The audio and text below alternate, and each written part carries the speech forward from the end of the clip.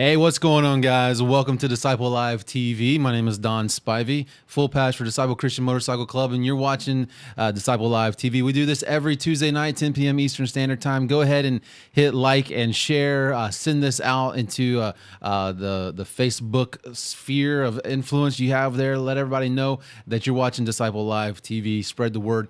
Of course, we're joined in tonight with Disciple Pony Boy. Looking forward to a good show, man. How's it going, Pony? Oh, man, it's awesome. Blessed and happy to be here. Good. We're going to have a really cool show tonight because tonight we have our National Sergeant at Arms, Disciple Slim. Disciple Slim, welcome, man. I'm so glad you're here.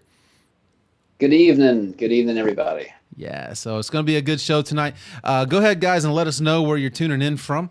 Go ahead and put that in the chat. If you got questions for Disciple Slim, we'll do our best to get around to those questions, and we'll try our best to, to plug those along as we go. We've got some questions for our Disciple Slim that we've put together, and so we're going to go ahead and jump into that. So, Pony, why don't you go ahead and kick us off, man? Yeah. Again, thank you, Disciple Slim, for being here today. A couple questions to ask, just to kind of get to know you a little bit more. You are the National Sergeant at Arms. What? I am with the Mother Charter, Cottontown. Very cool. And so you're as National Sergeant at Arms. So how long have you held this rank? Oh, I'm sorry. What was that? I said the original founding charter. Very cool. And how long have you held this rank of National Sergeant at Arms? That will be since last July. Awesome. What kind of duties might that role hold? Well, the way I view it is my first and foremost duty is to maintain the integrity of the organization. I want to help all of my brothers maintain the good name of Disciple Christian Motorcycle Club. And I also place tremendous importance on ensuring the physical and spiritual protection of my president and vice president. Very cool. So we do have some questions. Guys, if you got questions, go ahead and just ask them there. And we will get to them as fast as we can, and we'll answer as many as we can here. Disciple Story Time is asking you, Disciple Slim, how do you keep your beard so luscious? It's a blessing. It's a blessing from God. Right. So just conditioning and nice, good, all natural beard products. All right. And so road name. So you've got the Disciple Slim. So Slim is your road name. I'm guessing that's not your given name. So I know it's not your given name. So can you share a story about how you got it? Yes. I'm one of the few people in the club that came into the club with my road name, which is very non-typical for a motorcycle club. I was working for a company about 13 or 14 years ago now, out of town on the road, and got actually called back in to do some work that I was the only person in the company could physically fit into the space. And when my spiritual father at the time heard the story, he said, "Well, way to go, Slim." And it just caught on. And when I met our national vice president, Retro, a number of years later, I was introduced to him as Slim. And it's all he ever knew me as. And so when I began seeking membership, I offered, "Hey, look, you guys can call me Dustin." And he said, "I don't want to have to learn another name, so we're going to keep calling you Slim." There you go. That's good. Glenn Young is asking, what kind of music did you grow up listening to? Wow. Well, with my family, a lot of Southern rock and some country Western and classic rock.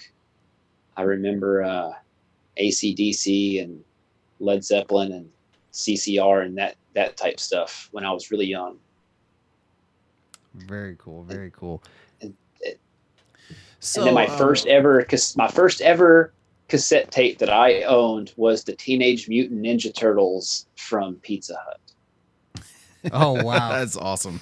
Yeah, that's really cool. That's funny. So, Disciple Slim, we are running into a couple of technical difficulties here, and we're going to have to stop this feed and start it over. Yes. Because it looks like right now we are actually broadcasting on my personal my personal Facebook page, Not and Disciples. not Disciple Christian Motorcycle Club. So, so all of my All friends and right. family who may be watching right now, thanks for tuning in. We're going to flip this over to the Disciple Christian Motorcycle Club page. So sorry about that. So we're just going to hit pause. Live Disciple Live TV. If you're we're watching here on Disciple Christian Motorcycle Club's Facebook page. We had a little bit of a technical difficulty, but man, we are live now, and we are on the right spot. So tonight, of course, joined in with Pony Boy, who's always here, and our special guest tonight is Disciple Slim, who is our National Sergeant at Arms. And so, Disciple Slim, welcome to the show. For those that are tuning in on the Disciple Christian Motorcycle Club's Facebook page, you know we've already been through these formalities, but we're going to do them again. Yes. And welcome to the show, Disciple Slim. So glad that you're here. Yes, very happy to be here. Awesome. And so, guys, we're going to take your questions. You can put those in the chat. Go ahead and hit like and share. Let people know that you're watching Disciple Live TV. We do this every Tuesday night, 10 p.m. Eastern Standard Time. So, Pony Boy, why don't you kick us off with those questions again that we did on a different page? Yeah. And we'll just start this thing all over. So, Disciple Slim, thank you again for being here. What charter are you with? I am with the Mother Charter, Cottontown. Very cool, very cool. And your rank within Disciple Christian Motorcycle Club is National Sergeant at Arms. Is that correct? Yes. And how long have you held this rank? Since last July. Very cool, very cool.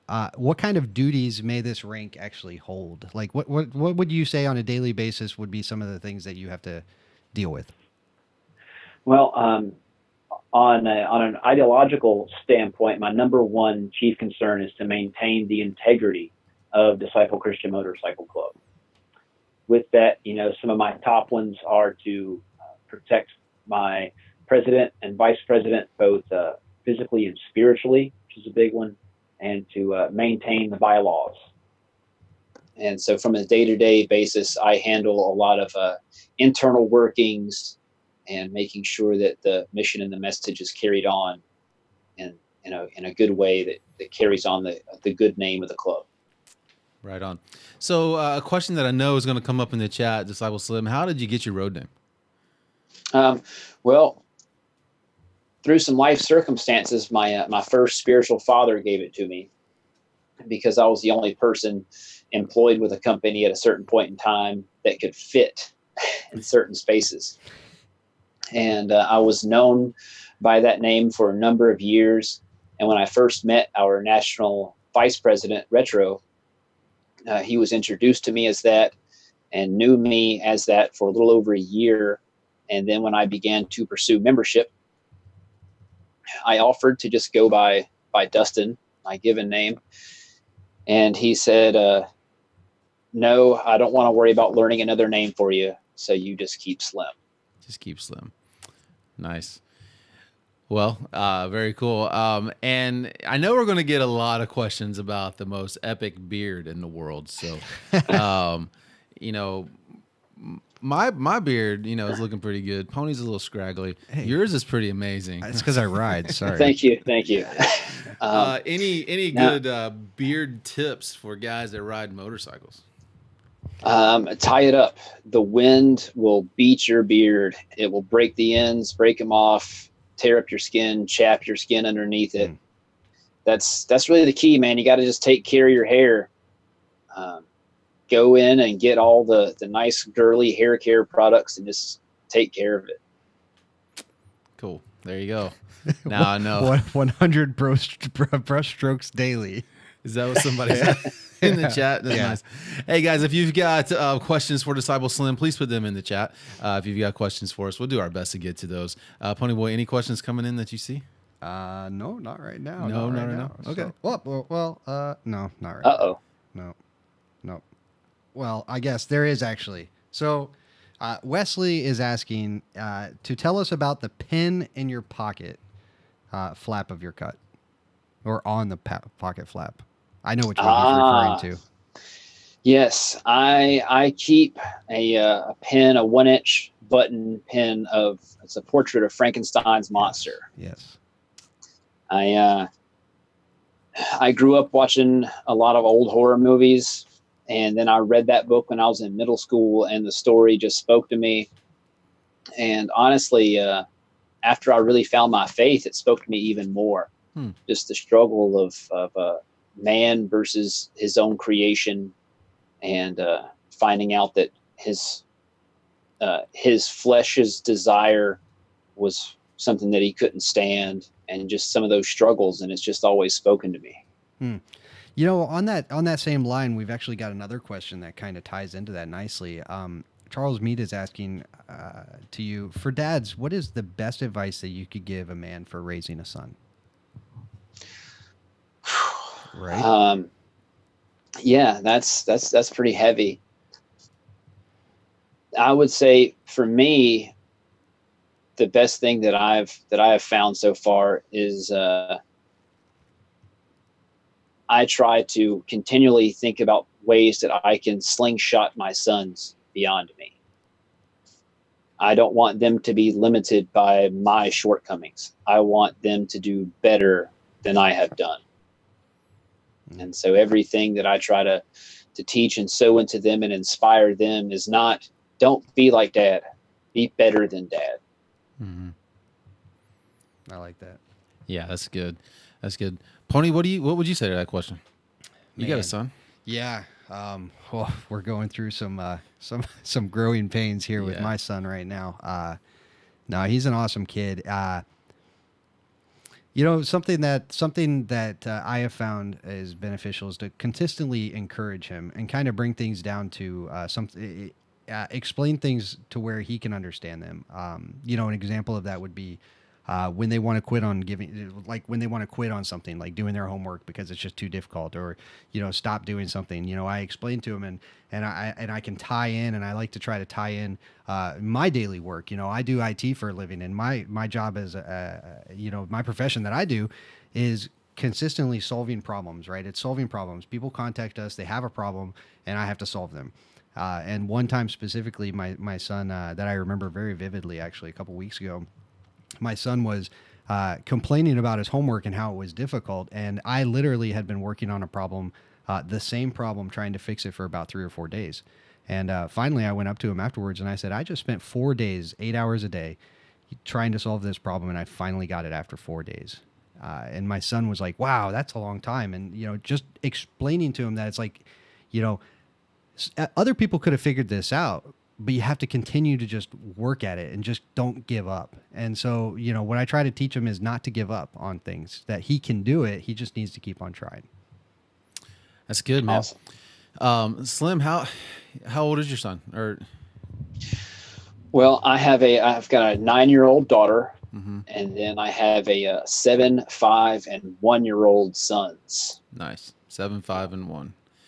Yep. And my 7-year-old right now is working diligently at memorizing the Apostles' Creed so he can wear his support patch. Yeah.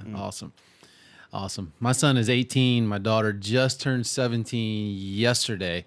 And Nice. We have a 11-year-old foster son that lives with us who's done well memorizing the Apostles' Creed. He's got his got a jean cut. Yeah, that was cool. And he's got a support patch, and so he's been rocking. He rocks that thing all the time. He's kind of outgrowing it now, but he's done well with that.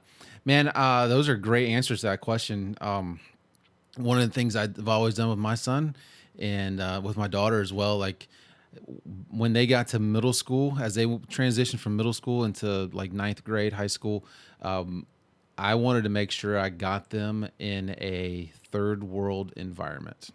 And so that's a little extreme, maybe for some. It might be beyond a little bit of what some people could do, but I was able to take them to Haiti, and we spent time working in an orphanage for like 3 summers.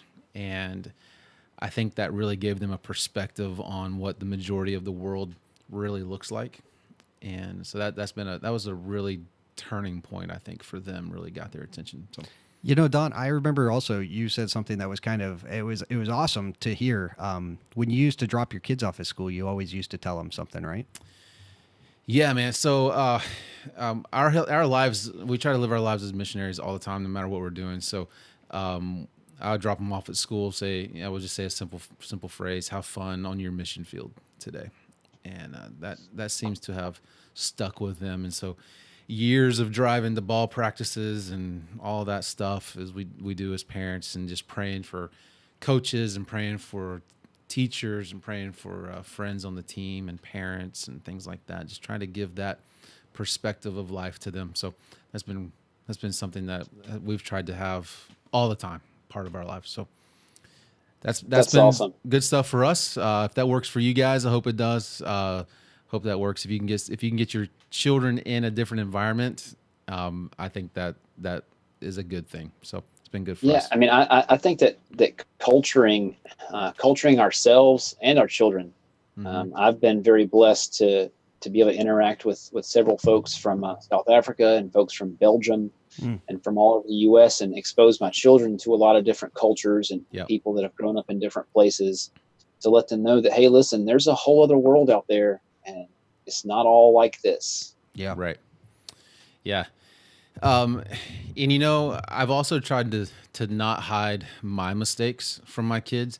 When I blow it, we have a gospel conversation. Like, you know what, guys, Dad's not perfect.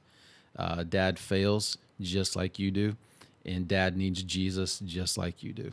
And so we always try to point them back to the gospel. Man, I'd be saying that like all the time. Yeah. Well, join the club. Join the club. Anyway, those are good questions, man. We could talk about that a lot. So I'm sure, guys, you've got other questions. You can put those in the chat. We'd love to hear those and do our best to get to them as well. Just kind of on the family line of things, and Disciple Slim, your role in this DCMC is a taxing one, and just your also involvement in your local charter. How do you balance all of that? How do you balance club and how do you balance family? As best I can when I can. Yeah. I mean, I know that sounds sarcastic, but anybody that tells you that they've got it figured out how to balance, their personal walk and their career and their family and club life and everything, if they say they've got it figured out, then that person is a liar. I managed through a lot of grace, and what I've come to is, with most things in life, remembering to focus and be present wherever I am. Mm-hmm. When I'm with my brothers, on a club weekend or something like that, then that's where I'm at, and that is where my focus is. When I'm at home with my wife or with my children, that's where I'm at. I'll turn the phone off or whatever it takes to be completely present there. Right. Whenever I'm out with like at a speaking engagement with my ministry, I try my best to avoid club talk and things like that. Just really focus on the task at hand. Mm-hmm. That's good. I think being present in the moment, that's a hard thing. That's a hard thing for me to do.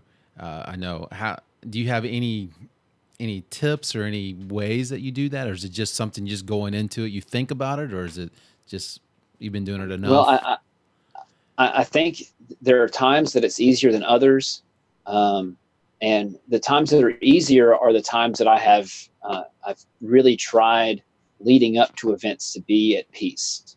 Like before the week before I come down to Daytona in a couple of months, I'll spend really shoring up my family so things are peaceful here when I leave, so that there's not lingering tension or something that would draw my thoughts back here for anything other than just like, oh yeah, I miss my family.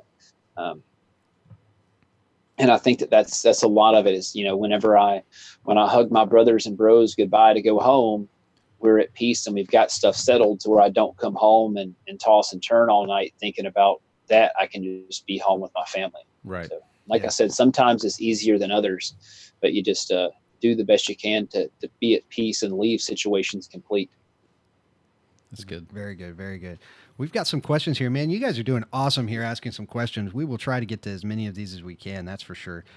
We've got a question here from Paul. Paul is asking, how have you seen Disciple Christian Motorcycle Club help men follow Jesus? Well, the mission statement of Disciple Christian Motorcycle Club, you know, that entire first half of it, the first sentence, to disciple men to have a daily word and prayer time, kind of necessitates that if you're going to be here, you're going to be pushed spiritually. And I think that just from having to memorize things like the apostle, a lot of guys, this is the first place they've ever encountered something like the Apostles' Creed. For a lot of guys, this is the first time that they've thought about the systems that we use with the 4 questions and the 4 legs, some of those inner club tools that we've got, and just having to do those things, kind of almost being force-fed habits. It gets you into a rhythm and a routine, and stuff starts to stick. And it keeps you busy when your phone's ringing off the hook and your weekends are full and you're in and out all the time. Yeah. It's hard. They say that idle hands are the devil's playthings, Right. and club life will you'll forget about having idle hands. That'll solve that problem, right? Yeah. Yeah. Man. Yeah. So true. We all three could attest to that. I'm sure all the other guys on the chat here could probably do that too. So another question that we've got here that's a great one actually. It's from Mimi. She's asking, how do you go about studying the Bible? I typically have one of 2 methods. I either do it like sectionally, like if I want to do a book study, like if I want to break down, like Ephesians, I will read about the church and, the history of the book, when it was written, who it was written by, who it was written to. Mm-hmm. And then I'll kind of, break down, verse by verse. Another method that I employ a lot is topical studies. And from school and just through personal desire, I've developed a lot of study aids and dictionaries, and I've taken courses in Hebrew and in Greek. And so when it comes to topical things, I'll cross-reference verses and take words back, and then again too look at the historical context. And with all of that stuff, with all Bible study, you really have to do it prayerfully, mm-hmm. and ask the Lord to speak through the words to you, knowing that we've got an English translation of something that was written a long time ago. Right. And the thing is, with the internet today, there are so many great free tools with Bible study plans, and if you've never really gotten into actual Bible study, then find one of the Bible apps or something and use some of those studies to get you started. And it's pretty easy to use that to kind of snowball and grow you into other resources and tools to get deeper. Yeah. Mm-hmm. Yeah, that's good. I love those concepts, those ideas. Something else something that I try to do a lot is I refer off to a lot of my brothers that and ask them what they feel about something. Like for example, I've gone to you a couple times about certain topics that might be brought up, and ask you what the theological backing that you feel is with it. As being my pastor, one of my pastors. Right. So I go to a trusted advisor also. Go to your local church but definitely check up on those kind of things. Yeah. One of the things I like to do, I like to read a book at a time, and maybe it just stay consistent and work through that book. Like The Lion, Witch, and the Wardrobe? Yeah, oh, like okay. The Lion, Witch, and the Wardrobe, or like the Bible. Oh, okay. Which Yeah. Was also good. But The Lion, Witch, and the Wardrobe, yeah, it's good. Anyway, what? Thanks, this man. Is not a plug. But no, reading through. So if I'm reading through the Gospel of John, I'm going to read. Maybe I read a chapter a day, or maybe most of our English Bibles are broken down in paragraph headings, and I'll read sometimes I'll just read till I have a thought that really sticks with me, something that really speaks to me, and I'll just try to meditate on that and journal about that, pray about that, and focus in on that thought. Or sometimes it'll be the whole chapter, or maybe it'll be several chapters. Just kind of depends on where something hits me that particular day. But I try to be consistent through a book myself and not jump around a lot. But that's just what's worked for me over the years.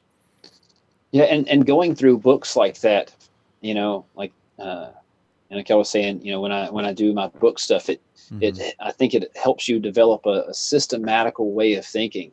Right. You know, like you were saying, you know, you take maybe a few verses or maybe a chapter at a time, but then the next verses or the next chapter that you read, it's building on what you just previously spent time on. Right. And so you develop a bigger picture thinking little bit by little bit. Yeah. I think it's great that you spend some time trying to figure out what the context is, Disciple Slim, like what the original, who it was written to, and what those people, what the intention was originally. I think that's an incredibly important part of studying the Bible and bringing that into today. So, how does what was originally spoken to those original hearers, how does that apply to my life today? And that takes a lot of work. It does, but it's very rewarding. You know, it helped me see, you know, all these people like, oh man, things are so terrible now and this and that and other thing. But you really see that people have always struggled with the same stuff. Yeah. I think that's what Ecclesiastes says, right? There's nothing new under the sun. Yeah. It's a good thing, brother. We do not live for what's under the sun, though. We live for something way more than that. So good stuff. Yes, amen and amen. So, guys, you're watching Disciple Live TV. Thanks for being here tonight. We do this every Tuesday, 10 p.m. Eastern Standard Time. Go ahead, hit like and share. Let people know that you are watching this episode. We're talking to Disciple Slim tonight. He's our Sergeant at Arms for National Sergeant at Arms for Disciple Christian Motorcycle Club. And of course, we're joined in with co-host Ponyboy. He's always here with us. Does a fantastic job. And I myself am just trying to run all this technology. We had a little bit of a technical snag there at the beginning. That's kind of embarrassing. I think we went live, guys.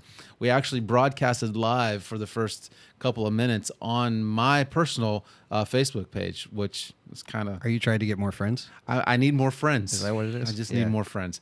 You would think we've been doing this for a year month. We've been doing this for a year this month. That is the first time, though, thankfully. But that's the second time I was like, we've ever done that. Right, we did. Thankfully. So, Disciple Slims, you know, we got a lot of questions for you, and we can chase rabbits all around and all that stuff. Rabbits taste good. I like rabbit. But you know, I'll throw a question out there that kind of keep us on track a little bit, but maybe we can veer off of that. But all right, within the side of motorcycle clubs, you know, the Brotherhood is something that we do not take lightly.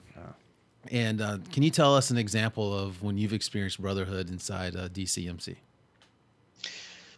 Man, you know, I've got two solid points for that. Mm-hmm. One is I had a brother at one point ride for him. I believe it was going to be about an 18-hour trip one way. And so he actually rode past my house to an event, got to the event, spent some time there, and then rode 6 hours back to my house for me to get off and get wrapped up with my week and commitments so that I could ride down just to put some handlebar time in with me. Wow. And that, man, you know, if that's not Brotherhood, you know, just doing all that just to get some time in. Right. And then a miraculous way that the Lord has worked through this Brotherhood, the way that we pray for each other and are open to the Spirit, to the Holy Spirit about each other. I got into a financial situation a while back. Some bills came out early, they came out on time, and I miscalculated. Mm-hmm. And so in order for me to go to this event, I was going to come up short. And the only thing that I let be known was that I was in prayer over some financial speed bumps. And the next morning, the day that I was going to leave, a brother showed up at my doorstep and said, I was praying about you, and God wants me just to give you this. And I didn't know how much it was. I just saw some money, and I was like, oh, wow, thank you, man. I'm blown away. And it was exactly how much I needed. That's fantastic. That's amazing. So yeah, it's incredible. You know, I've been really blessed. I have preached. One of the words that I have for the world is spiritual family and spiritual fathers raising sons. And with that, you know, the brotherhood comes into play. And in a lot of churches today, and a lot of other groups and sects of society, social groups and cliques and social scenes, you don't see good brotherhood. Mm-hmm. And so, you know, to know that, you know, my family can go through a crisis moment, and I can call a brother that lives 14 hours away from me at midnight. I did this one time, and he woke up and said, let me wash my face and put on a pot of coffee, and I'll call you right back. And we talked for 2 hours. Nice. Yeah, that means a lot, man. That means the world right there. Wow. That's good. Very good, guys. If you've got examples of brotherhood, why don't you put them in the chat? We'd love to hear your story as well. If you can put a couple of notes down there, that'd be good. If you've got questions for Disciple Slim, go ahead and post those in there. And I see this random comment come up on Facebook about rabbits and woodland creatures. Woodland creatures that could potentially be living in your beard. So They could be. They'd be safe there. Yeah. I don't eat anything that doesn't split the hoof and chew the cud, so rabbits would be safe. Rabbits would hanging out. Yep. Well, that question is there. Well, we're just going to put out there that is not like a fly or something in your beard. That is your microphone, in fact, correct? Yes. So there we go. We've got that covered too. Is that something that could be an issue? Very good. So we have a question here though for you, Disciple Slim. Gary is asking. He says, "Can you give us a tip for Valentine's Day, please?" Oh, yeah. Don't forget it, right? That's a big one. Yeah, don't forget. Yes, yeah. There it is. Yes, don't forget, gentlemen, that tomorrow is Valentine's Day. Yes. Well, you know, if you're a parent, treat your wife in front of your children the way that you want them to. Either, like my daughter, I treat my wife the way I want my daughter to be treated. Right. So he's that example. And I treat my wife the way I want my sons to treat a lady. That's good. And gentlemen, remember that a wife is a treasure and a gift from the Lord. So treat her as such. And wives, your husbands should be willing to tear their heart out of their chest and sacrifice themselves for you. Mm-hmm. And so respect that and honor that. Mm-hmm. Very good. And hey, flowers and chocolate, you can't go wrong. Yeah. I'm thinking you could maybe still get something delivered from Amazon or something. Like it's not too late, right? I mean, if it comes later on, you and got, it's got an if you got the scratch, it can get delivered. Yeah. So you got a couple hours, guys. Get on it. Get on. That's right. Yeah. Time is ticking. We've got some brotherhood things coming across here. We've got one here that says the 43 Redemption crew all showering us lately with the sudden passing of a family member coming to pay respects of visitation. That's just amazing. Here's another one. Men came last weekend during an ice storm to help me move. An amazing brotherhood moment for them. Those are... You can't find it anywhere else, Well, I mean, you can, but like at the same time, it's awesome. Yeah, no, and it's one of those things where guys, going through the program, through the process of prospecting, you learn this respect for each other and this love for each other, where you just think about the other man. when we were at a conference a few weekends ago, it snowed real heavy in Western Canada, and one of the men that was there just put his phone down and was like, "Guys, this man's shoveling the snow in my driveway so my wife can get out." That's awesome. Was never asked to, never prompted, just said, "Hey, I know that this man is in South Carolina at a conference, and I know that his family is going to struggle with, all this snow in the driveway. I'm going to go take care of it." That's really cool. Very cool. Um, I haven't had snow in Florida, but I've had a similar experience with hurricane stuff, and brothers come in and help and pitch in and work and take care of needs. That's good. Really good. Guys, keep those comments coming. We'd love to see those stories of brotherhood that you've experienced. And it doesn't have to be in DCMC. I mean, I know we got guys watching right now that you may be in a different club. You may be whatever. I mean, I'd love to hear how you've experienced brotherhood. Love to see that out there. Go ahead and put that in the comments. That'd be really cool.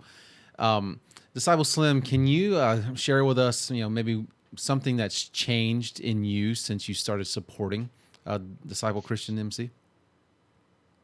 Wow, so much. Yeah. I am before the club. I was from a full gospel background currently, but yet also had some ties in with the Southern Baptist denomination, and it has really helped grow me a lot in a way that I had always wanted to. In the fact that here I'm exposed to such a myriad of different dogmas and doctrines. Mm-hmm. I routinely am able to have good, deep conversations with men from several different denominations, Catholic and Protestant and Orthodox, and have really enjoyed that. And it's really helped. It's given me access to the men to help shape some of my outlook on those things, and help challenge me of, well, this is how I feel about this, and it's a debatable topic, and how do you feel about it? And let's take this together and be sharpened by it.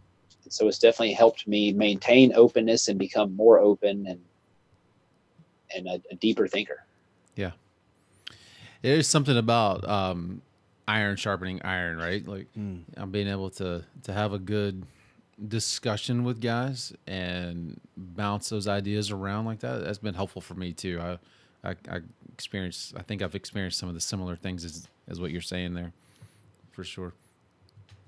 Guys, I know that there's there's a particular question I think I saw come across the chat. Pony, did you see on the one about advice on joining the club or anything like that? Yeah, we've seen. There's been a couple of those actually. Yeah. Why don't you tell them what they need to do? So, if you're interested in any means of finding out more about Disciple Christian Motorcycle Club, maybe finding a local charter close to you, reach out to Disciple SoCat. That's tacos backwards there. We've got it up on the screen. And so, yeah, reach out to Disciple SoCat. Look him up on Facebook. Shoot him off a message. Tell him who you are, where you're from, and what your intents are. If you're just looking to ride with some people, or maybe you're looking to pursue some membership of the club, or just see what we're all about. And he will gladly get you plugged into the local charter closest to you, and let you know of any runs that we have going on. Very good. So, guys, you're watching Disciple Live TV. Again, we do this every Tuesday. Broadcasting live to you on Facebook. You may also be checking things out on YouTube as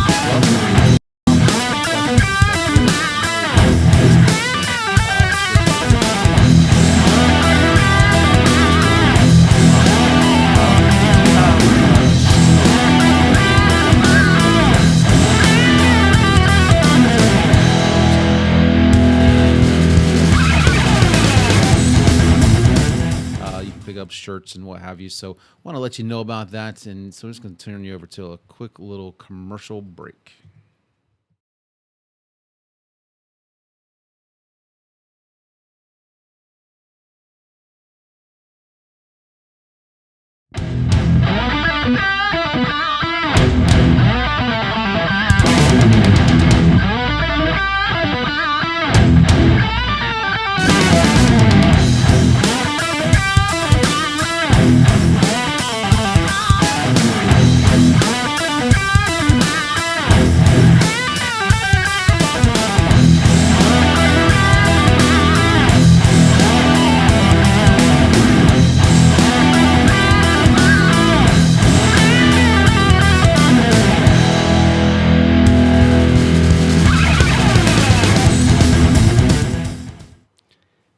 Hey guys, we're back, and yeah, that's the store. Go to disciplechristianmc.com and pick up some shirts, pick up some pens, pick up some gear.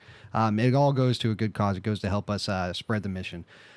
Disciple Slim, I want to ask you a little bit about a trip that you most recently had overseas. Actually, can you tell us a little bit more about that? Yes.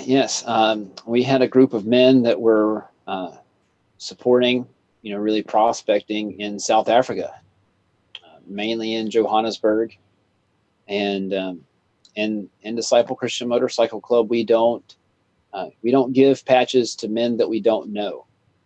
And the telephone and video chats and Facebook messages, you can accomplish a lot in that, but there's just nothing like a good solid handshake and eye-to-eye conversation.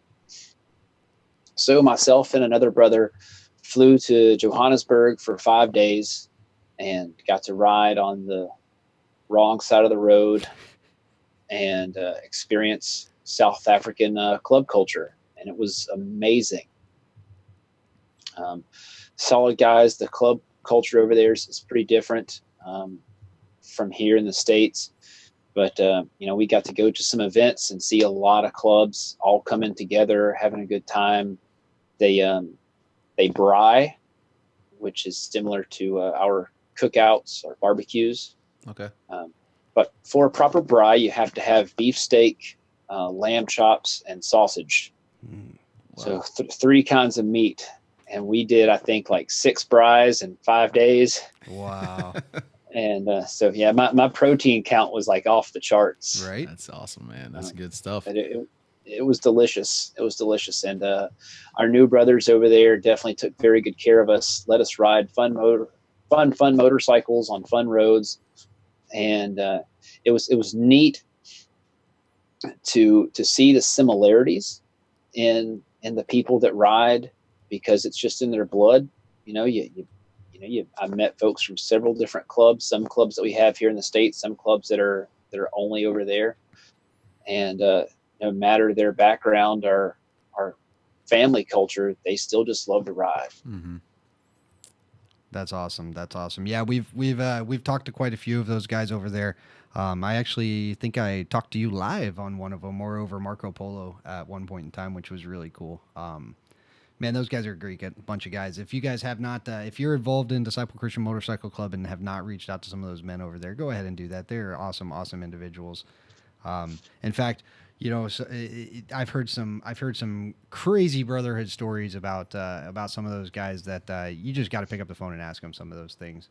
So, Disciple Slim, with being in an MC, a lot of times we have to deal with not just fun and riding and having a good time and learning more about Jesus Christ and everything, but what is some of the hardest things that you've had to deal with since being involved in this club? Well, I would say before, I was around some of the club scene. I had friends that I had known for years that got involved, but it was never something that I was actively pursuing. And so when I experienced the heart change, and it was, this is going to be my family, and this is what I'm going to do, and this is where the Lord has me to go, getting used to and adjusting to the subculture of club life. It's a little different. Like every subculture is, every social circle that you're in has its own protocols and things like that. And so that was a definite adjustment period. And another big one for me is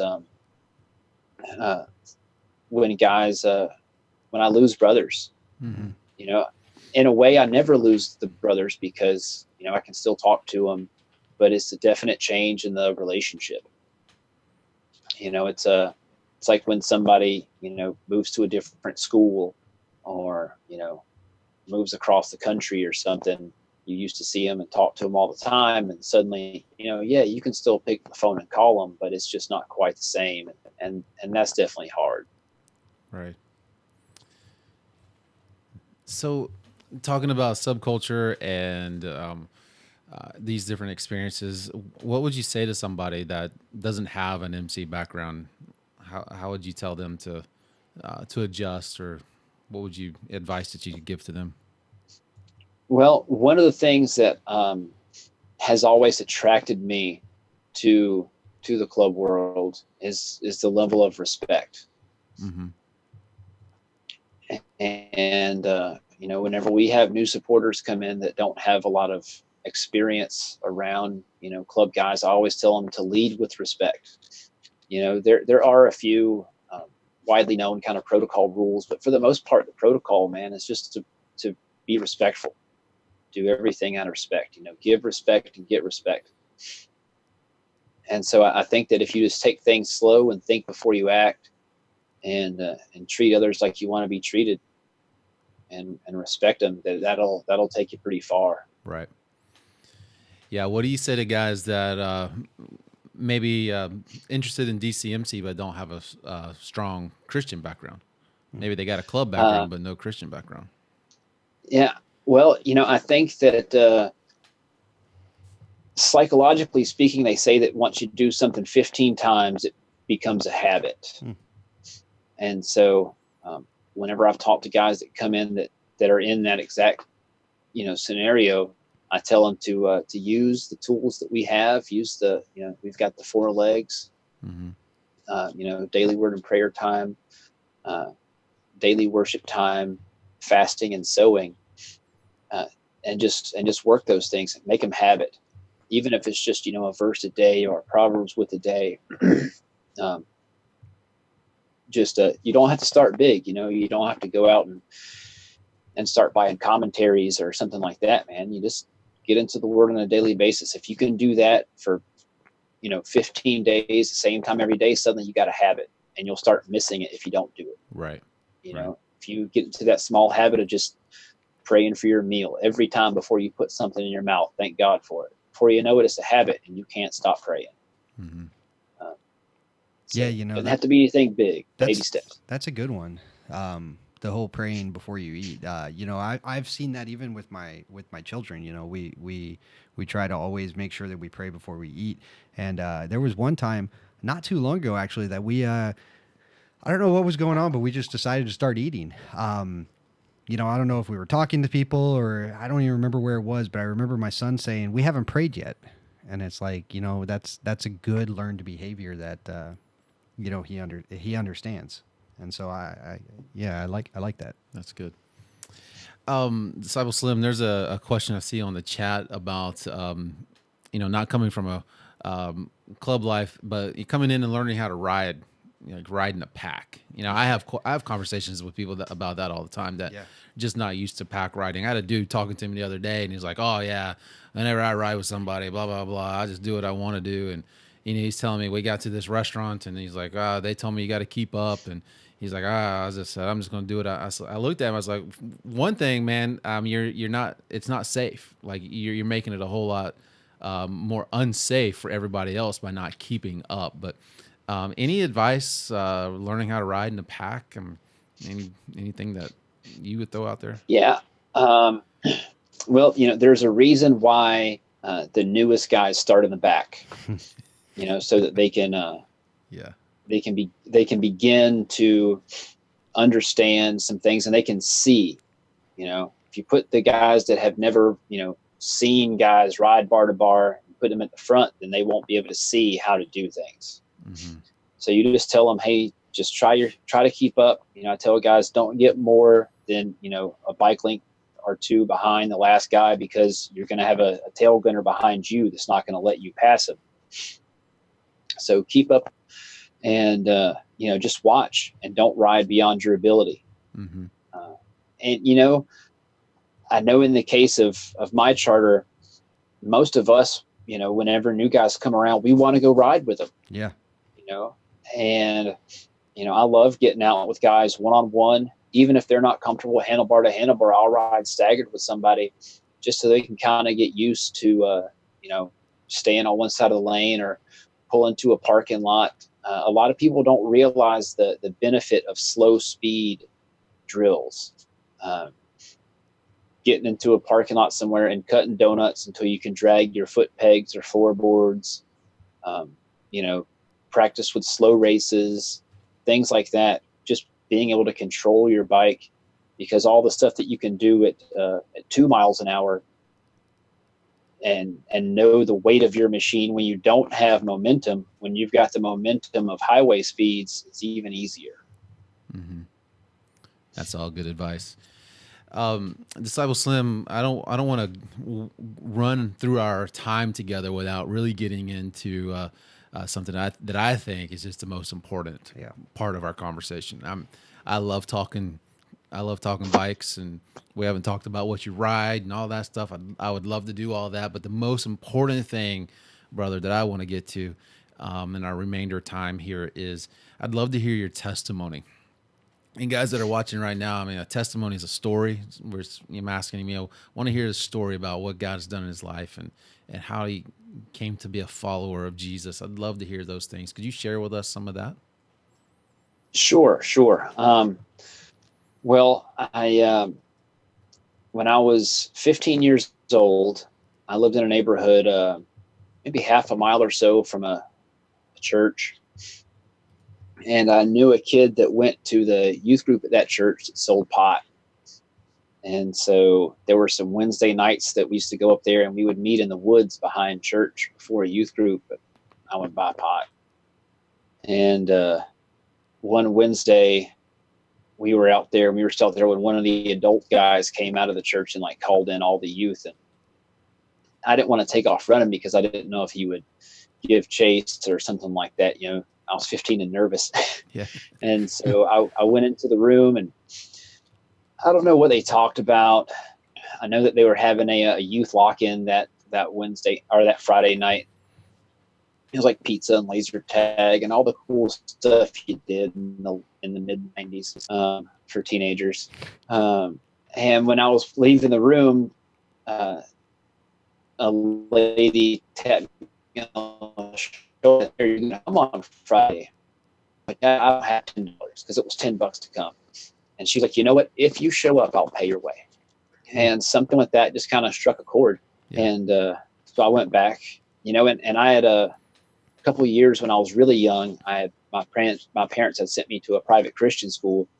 And so, I remembered, like I was like, okay, I can go to this whole church event because, I know that Noah fought Goliath, the dragon, and, Joshua had a great flood, all that terrible stuff. But it really, her love is really, man, I don't remember the first few months I was there. Just the fact that there was a couple of adults that would give me the time of day. And that's really what kind of set me on that path. And I was a clean teenager after that. I got into playing, I was playing music, and I got into playing with Christians and bands, a lot of Christian punk and or like didn't find out till later that my faith was a lot more surface than I realized. Mm-hmm. And then in my early 20s, I had some life falling apart events and ended up in the bottom of a bottle and really depressed, battled suicide for a while, a lot of rage issues. And finally an arrest on Thanksgiving is what really kind of hit me in the face, because I realized I was becoming like some people that I really didn't want to be like. Mm-hmm. And I went to a man of God that I knew and told him, hey, I spent Thanksgiving in jail. I really don't even know why I was there. And that next week, he made me dry out.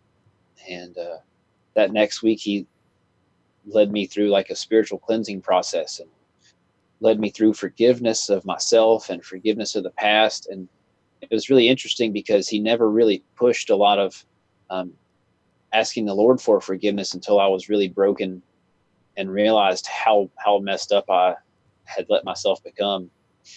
And then, I got to, that's my born again mark.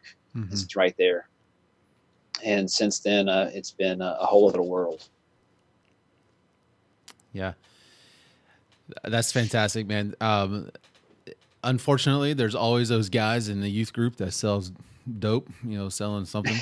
Um, I've had similar experience myself, um, and and thankfully, there's always that person that in a youth group, that volunteer that's like, oh man, you show up, I'll take care of you, and like that lady did for you. That's pretty awesome.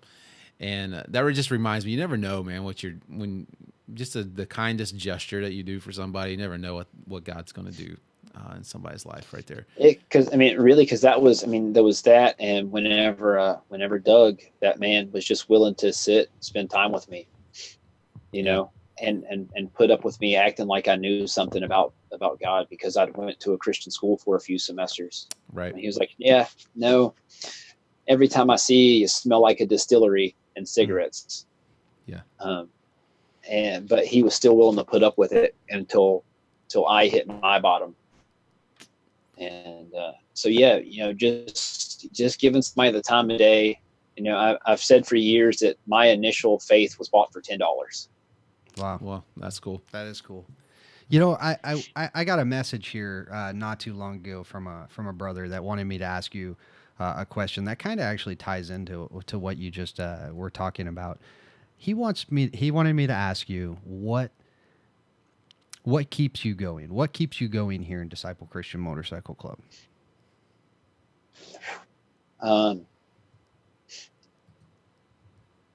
My covenant.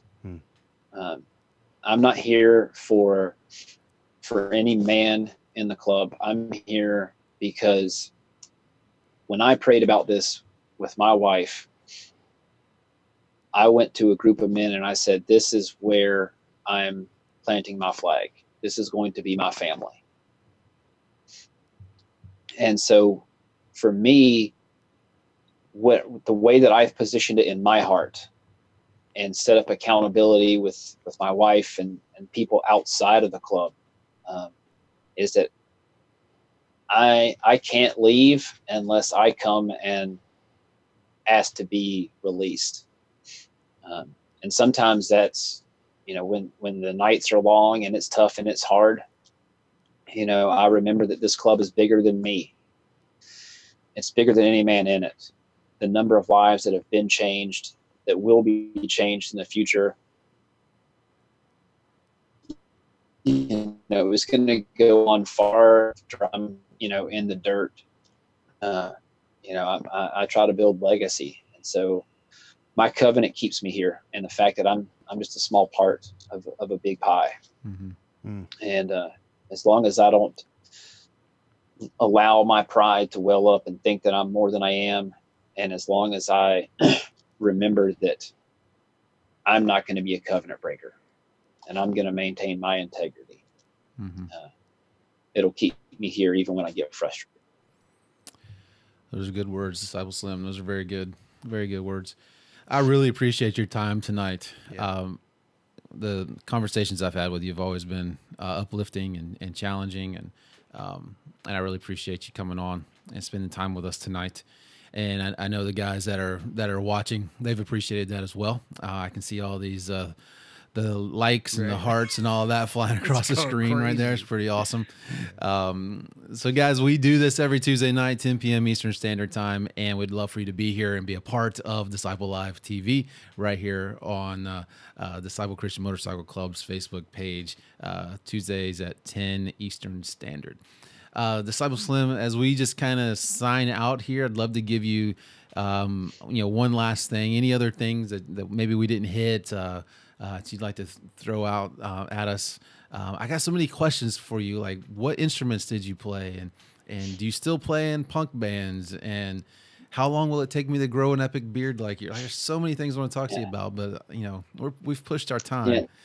Yeah. Time is short. I'm mainly a drum. Yeah, I mainly play drums. I still play drums every time I get the chance.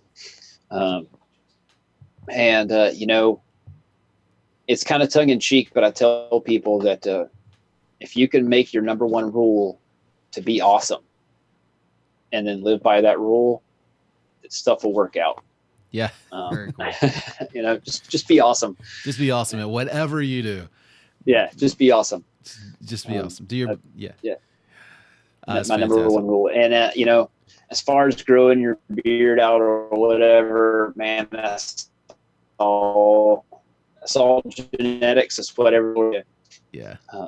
So you know, Right on. yeah, and yeah. So I'm going to be awesome. I'm going to ride motorcycles. I'm going to talk about Jesus, and build the kingdom, and play drums when I can. Dude, Yeah. it does not get any better than that.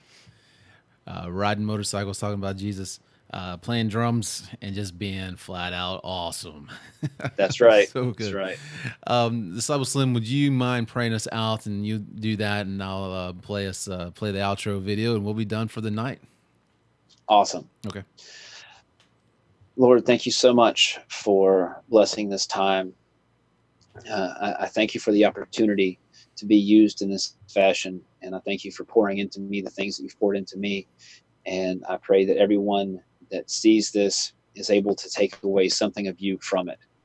And I pray that any seeds planted tonight will come to fruition.